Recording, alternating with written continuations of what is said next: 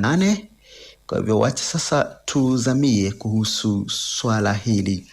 Na kwanza tujiulize, portfolio ni nini? Yaani jalada la ujifunzaji ni kitu gani?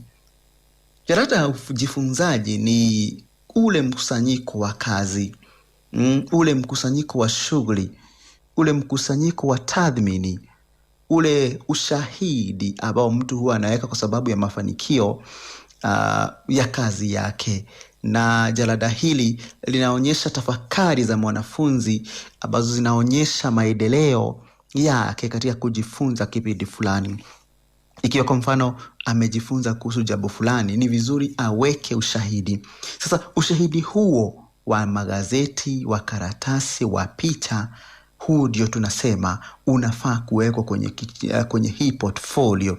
Yaani kwa lugha rahisi ni kama kusema kwamba portfolio ni hadithi ya safari ya mwanafunzi katika kujifunza. Yaani ni kama inamaanisha ni story, ni kama anasimulia story yake ya kujifundisha, ametoka wapi mpaka wapi. Na kuna aina mbalimbali za portfolio. Kuna zile hard copy ambazo wanafunzi watatayarisha pale shuleni. Vile vile kuna zile za kidijitali, zile ambazo zinadaliwa pale kidijitali pale mtandaoni. Na katika kufanya haya, mpenzi msikilizaji, ni vitu gani vinavyofaa kuwa kwenye jalada? Mwanzo, kunafaa kuwa na karatasi ya kazi za darasani. Amefanya nini darasani? Kunafaa pia kuwa na majaribio na mazoezi yake. Amefanya majaribio na mazoezi yake. Na vile vile kunafaa kuwa na miradi ya kikundi au ya binafsi. Miradi yako ya binafsi ama ya kikundi inafaa kuwa pale kwenye portfolio yako. Vile vile kunafaa kuwa na michoro na kazi zako za ubunifu kama mwanafunzi. Kama kuna picha uliochora, kuna jedwali ulilolichora na ni la kiubunifu, basi linafaa kuwekwa kwenye portfolio. Vile vile kunafaa kuwa na maoni ya walimu na vile vile picha za shughuli mbalimbali. Bila shaka ni kama kusema ya kwamba portfolio si mahali tu pa kuhifadhi karatasi pekee. Hapana. Sio mahali tu pa kuweka zile karatasi ambazo unataka. La, bali ni nyenzo tu ama itakayomsaidia mwanafunzi kuonyesha alichojifunza, jinsi alivyojifunza yeye mwenyewe na jinsi alivyojiweza kujikuza katika kuelewa masuala mbalimbali. Kwa hivyo ni vyema kuelewa ya kwamba portfolio ina malengo mbalimbali. Mwalimu anapoambia mwanafunzi aweze kutengeneza portfolio yake, je, anataka kufanya nini? Moja, anataka kufuatilia maendeleo ya mwanafunzi.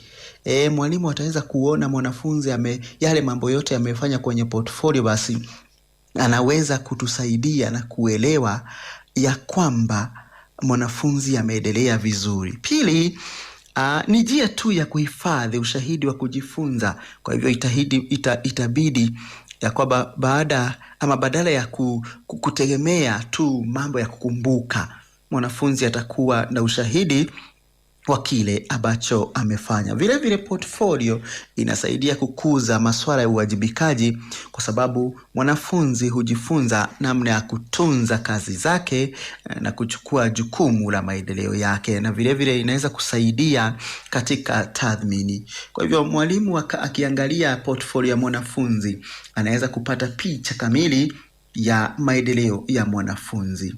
Na ni vizuri pia kuelewa ya kwamba portfolio pia inasaidia katika kujiandaa kwa fursa za baadaye. Inasaidia katika kujiandaa kwa fursa za baadaye, kwa sababu jalada hili linaweza kusaidia katika maombi ya ufadhili wa masomo, mafunzo sasa kwa wale ambao washamaliza shule, na vile vile kwa ajira. Kwa hivyo ni njia nzuri tu ya kuweza kuweka kumbukumbu za matukio kwa kutumia kitu ambacho tunaweza tukatoa. Na kwa hivyo ni vizuri kuelewa ya kwamba portfolio ni kitu cha maana. Je, portfolio hii, mpenzi msikilizaji, ina vitu vipi? Tutaiandaa vipi? Ni vipengele vipi ambavyo vinafaa kuwa kwenye hii portfolio? Mwanzo, portfolio yako inafaa ikuwe na ukurasa wa mbele, the first page. First page, mpenzi msikilizaji, inafaa ikuwe na jina la mwanafunzi wako, kuwe na jina la shule, kuwe na darasa na kuwe na mwaka wa masomo. Huo ni ukurasa wa mbele, the first page. Ukurasa wa pili, the second page, unafaa kuwa na maswala yaliyomo. Yani hapa ni orodha ya sehemu zote zilizopo kwenye jalada lake, kwenye hii portfolio yake, ni nini ambacho kitakuwa kwenye portfolio. Hiyo ni sehemu ya pili. Sehemu ya tatu inafaa kuwa na wasifu mfupi wa mwanafunzi, yaani maelezo mafupi kuhusu mwanafunzi na matarajio yake katika kufanya kazi yake. Vilevile inafaa ikuwe na malengo ya kujifunza, what are the aims. Mwanafunzi anatarajia kufanikisha mambo yepi?